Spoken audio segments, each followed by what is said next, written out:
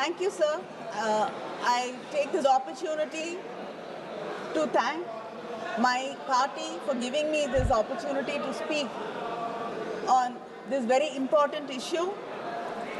And I like to say, the Home Minister in his speech pointed out saying, he made it sound like we are less patriotic.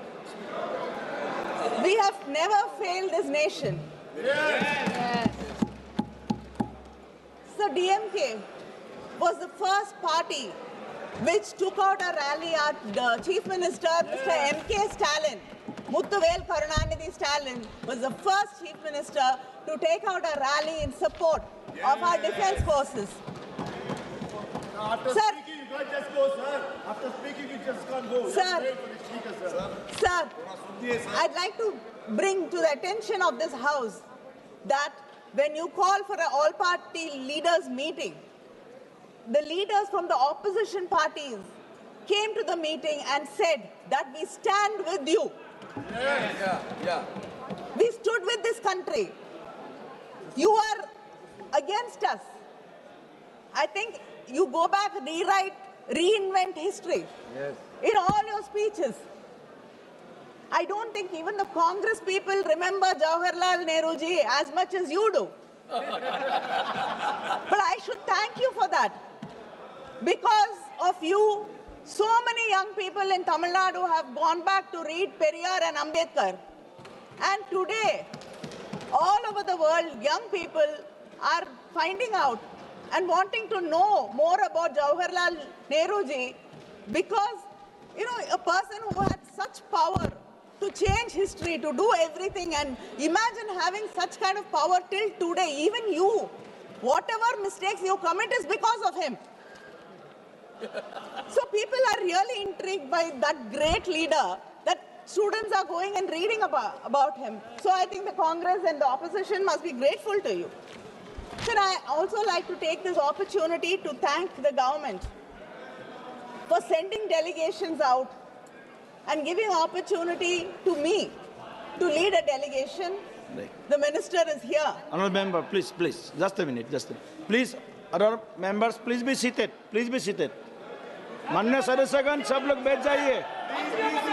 माननीय सदस्यगण सब बैठ जाइए सब. Please. No. You are not allowed. No. You are not allowed, sir. Please, madam, start. Please be seated.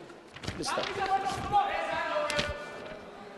Sir, I think for the first time, the BJP has shown some confidence in the opposition, and they have sent us out as leaders of delegations, as part of delegation, to represent this country. I thank them.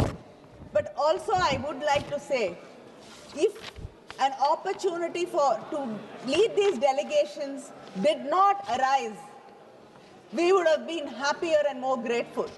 Why did these delegations have to go? Why did this attacks have to happen?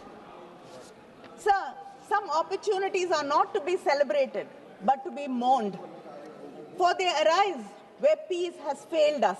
Absolutely. And it stems from the deepest of pain. Absolutely. We had to go on these delegations because peace has failed us. And you had failed the people of India. Yes.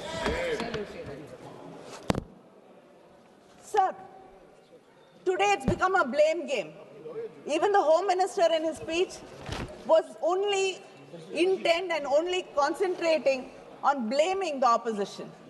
You should understand, and as you proudly say, you are here in power the third term. And yesterday, the Home Minister in one of his interventions said that we are going to be here for another 20 years. We don't mind being here for another 20 years. In democracy, the people are the greatest and they are the supreme power. If people want to keep us here, we will bow our head in front of them and stay here. But it should not be the Election Commission and SIR which is keeping us here. And we need to protect democracy. That I hope that the next discussion will be about protecting democracy and the election system in this country. Sir, you keep talking about the Prime Minister was there in Tamil Nadu. Suddenly they've discovered, before every election they discover great love and pride in Tamil culture.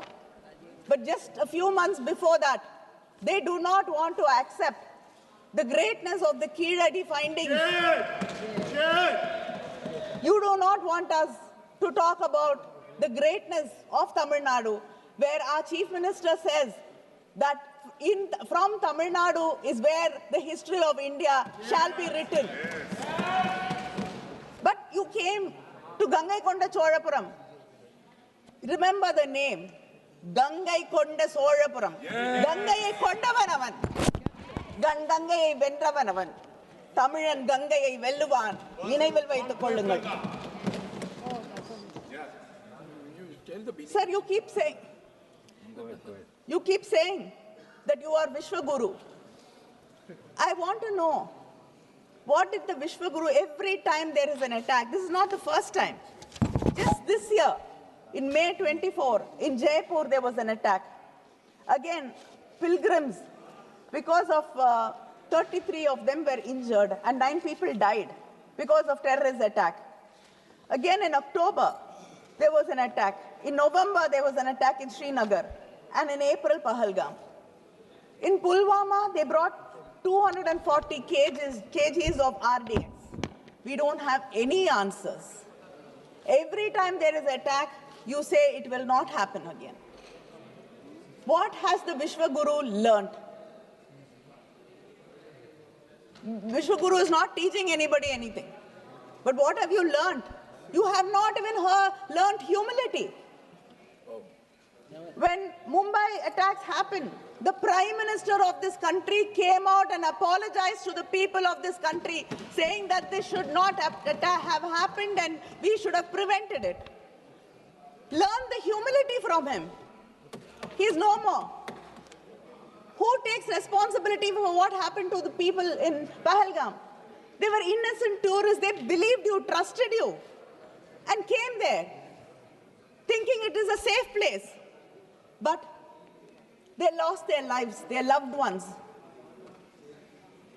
Have you reached out to these victims actually? What compensation has the union government given them? Everything, responsibility is shifted to the state governments. It's the state governments who have to take care of them. What has the union government done? Nothing. When we went to Spain, it was so heartening to see that the government was supporting NGOs, organizations, which were taking care of more than 4,000 terror victims. These terror victims are not only the people who die or lose limbs. It is the families. It is their children. The pain is there for generations. What have you done for the terror victims of this country? Do we have such organizations? Do we have such support groups? But even if there are support groups, you will say the funding is coming from somewhere, something else. It is some religious conversion, and you will be arresting people. You will not be supporting it.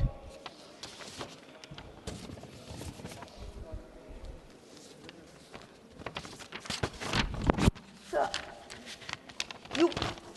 the Home Minister, when he spoke about what great achievements they've made in Jammu and Kashmir.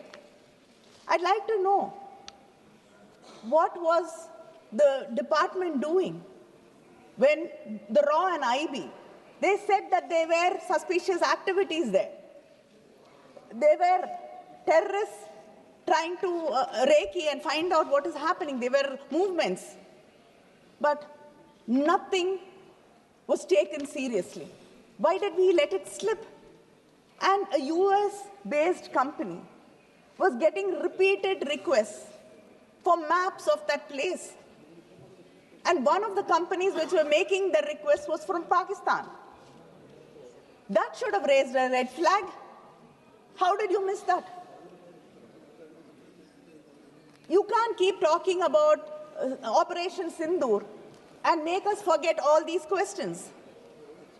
This is a failure on your government to protect the people. Don't go back and keep blaming something which happened 100 years ago, 50 years ago, 25 years ago. Talk about today. The government is in your hands. You are responsible for the people of this country. Why did you not protect them? Why did you fail? You made Kashmir into a union territory. But you've cut the budget for the policing there by 464 crores.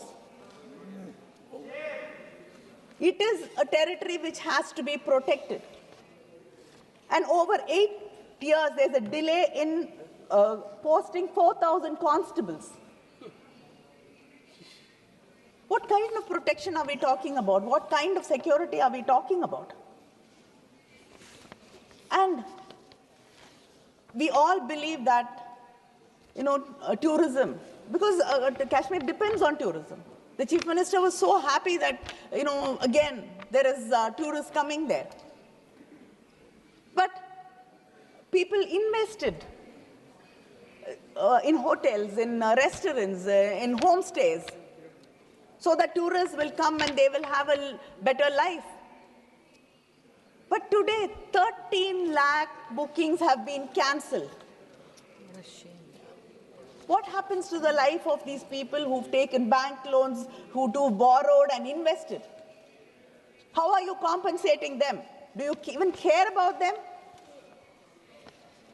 So I'd like to remind you that India stood together. I give you credit for sending us. We would not think which religion we belong to, which language we spoke, which party we came from, east, west, south, north, nothing. But we stood with you. The opposition stood with you. The soldiers. With the soldiers, with you, with the country. We had Muslims in the delegation. We had Christians in the delegations. We had atheists in the delegation. We have, people from different parts of this country. We all went together and stood for India. You realize this when you had to convince the international community. But why is your politics in India so divisive? Yes. Very good. Opposite. Why are you dividing this country by your politics? Why are you basing it on religion?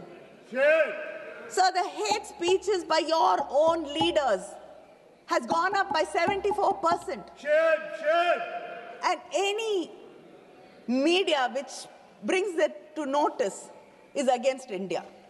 Anybody who asks questions against you are anti-national, Naxals. Any media house outside the country or within the country questions you, raises a doubt, we are against this nation. Why? Why do you want to divide this nation? We want this nation to be one. Yes, yes. You should decide whether you want it to be one or not. Don't divide us. Unity is our strength, and we shall stand together. I want to know, what did you do to a minister who shamed Sophia Qureshi? Madhya Pradesh. A minister from Madhya Pradesh BJP. said something atrocious against a person who has given her life to protect this country. Shame.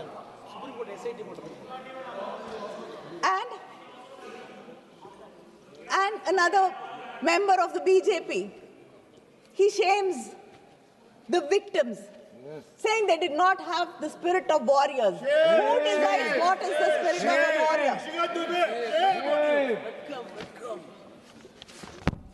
What action have you taken against these people? Nothing. Has any leader condemned them? No. Your own officer, Mr. Vikram Mistry, his family was trolled, condemned, insulted. Shameful. Did somebody come out in support? No. Our own officers. Sir, you should understand that dividing this country, not standing by its people when they need them, is not what we expect out of a government. When we stand by you, and yet you do not trust us, you do not believe us. After Operation Sindoor, before the Operation Sindoor, everybody came together, said we stand by you. After that, we all went, rallied behind you and said we justify what the government did. We stand by the government of India. Have you ever invited the leaders from the opposition after that and explained to us what happened? I want to believe you. I do not. உங்களை நான் எந்த விதத்திலையும் ஏத்துக்க தயாராக இல்லை. உங்களுடைய ஐடியாலஜியாக இருக்கட்டும், நீங்க இந்த நாட்டில் விதைக்கக்கூடிய விஷ விதைகளாக இருக்கட்டும், அவை வேறறுக்கப்பட வேண்டும் என்பதிலே எனக்கு இருவேறு கருத்துக்கள் கிடையாது. ஆனால் இந்த நாடு என்று வரும்பொழுது இந்த நாட்டின் இறையாண்மையை நான் நம்புகிறேன். ஆனால் இன்னொரு நாட்டிலே இருக்கக்கூடிய ஒரு தலைவர் குறைந்தபட்சம் 25 முறை இந்த பாகிஸ்தானுக்கும் இந்தியாவிற்கும் இடையே போர் நிறுத்தத்தை கொண்டு வந்தது நான் என்று சொல்கிறார். I don't want to believe him. I want to believe you. But what narrative have you set for me to believe?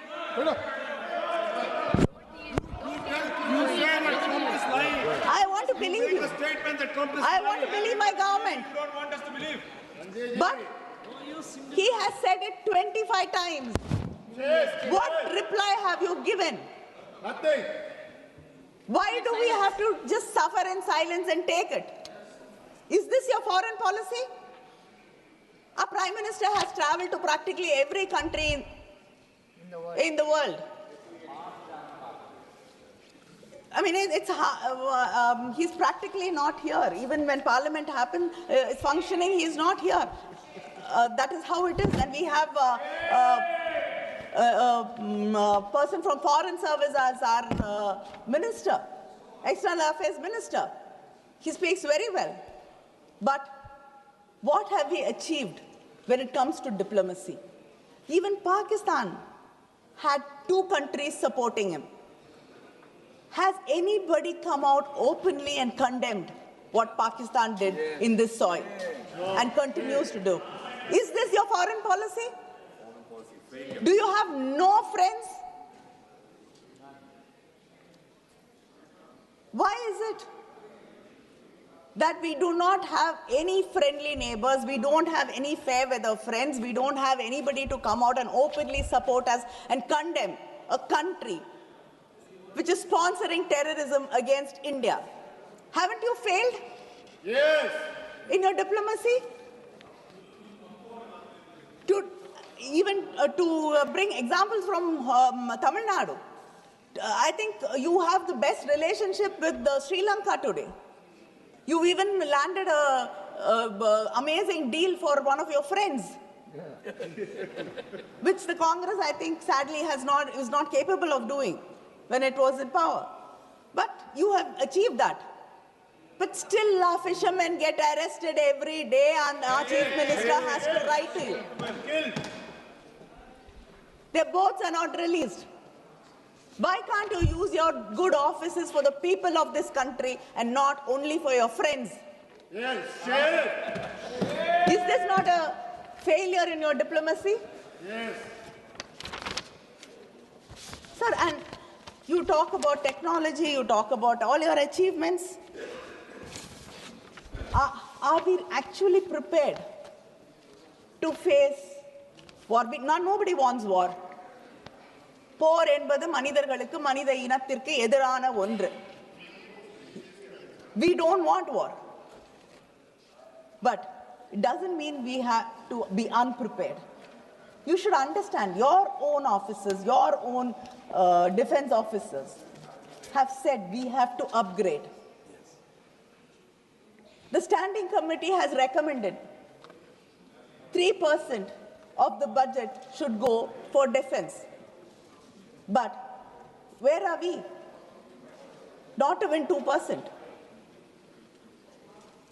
This world is not such a peaceful place. that we don't have to be protected, that we don't have to take care of our people, our security. You are not prepared. Today war is becoming drone attacks. Are you prepared? They were drones.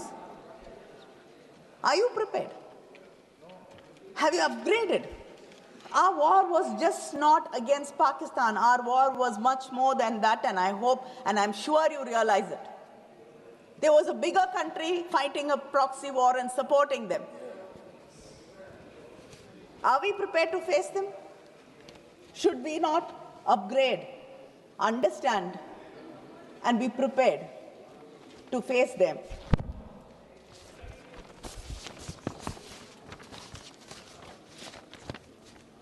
And I'd like to end my speech saying that the Vishwaguru has failed us. The Vishwaguru has not learnt any lessons. The Vishwaguru has not taught any lessons. The only thing this government, I can call this government an extension government, because all the officers are on extension. You don't trust your own officers. Everybody, if it is a RAW, extension. If it is a IB, extension. ED, extension. What is the need? Don't you trust the second rank of your officers, second line of your officers? Even the BJP leader. No deputy speaker. No point saying that, I am great. I am the greatest leader in this world. I lead. I'd like to say, valor is not a sword soaked in blood and bloodied victory, but it is in the silence of a battlefield never summoned. The fiercest leader is not the one who fights to win, but the one in whose presence no war can begin. Absolutely. அப்படிப்பட்ட ஒரு லீடராக ஒரு அரசனாகத்தான் கங்கை கொண்ட சோழன் இருந்தான். வந்தீர்கள், பாடம் கற்றுக்கொண்டு வந்திருப்பீர்கள் என்று நம்புகிறேன். நன்றி, வணக்கம். Thank you, madam. Thank you.